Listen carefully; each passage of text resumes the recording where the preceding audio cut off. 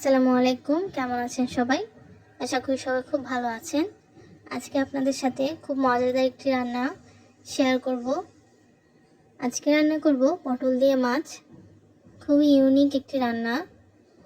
ভিডিওটি শেষ পর্যন্ত দেখলে আপনারা বুঝতে পারবেন। চলুন দেখে নিই কীভাবে আমি রান্নাটি করলাম।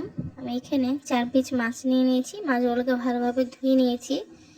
এবার এগুলোকে আমি লবণ, হলুদ আর মরিচ দিয়ে ভালোভাবে মাখিয়ে নেব এবং 10 মিনিটের মতো এগুলোকে রেস্টে রেখে দেব।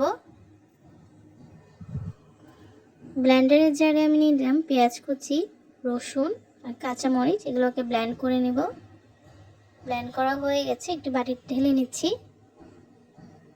এখানে আমি পটল আর 4-5 পিস মিষ্টি কুমড়ো নিয়েছি।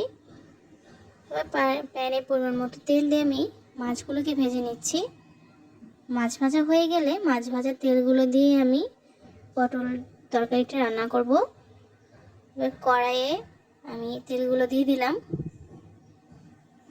পেঁয়াজ কুচি দিয়ে দিলাম। পেঁয়াজগুলোকে একটু হালকা করে ভেজে নিচ্ছি। পেঁয়াজ ভাজা হয়ে গেলে আমি এখানে হলুদের গুঁড়ো, মরিচের গুঁড়ো, ধনিয়া জিরের গুঁড়ো, স্বাদ মতো লবণ আর ব্লেন্ড করে রাখা মশলাগুলো দিয়ে দিলাম। এগুলোকে কষিয়ে নিচ্ছি। মশলা কষানো হয়ে গেছে, এবার পটলগুলো আমি কিছুক্ষণ কষিয়ে নেব। পটল কষানো হয়ে গেলে পরিমাণ মতো পানি দিয়ে দিলাম। প্রায় 10 মিনিটের মতো রান্না করার পর মাছগুলোকে দিয়ে দিলাম। লবণটা একটু কম হয়েছিল তাই লবণ দিয়ে দিলাম। টমেটো আর ধনিয়া পাতাও দিয়ে দিলাম। ব্যাস, আমার রান্না কিন্তু কমপ্লিট। কেমন হয়েছে সবাই অবশ্যই জানাবেন, আর সবাই অবশ্যই এভাবে ট্রাই করবেন। আশা করি ভালো লাগবে।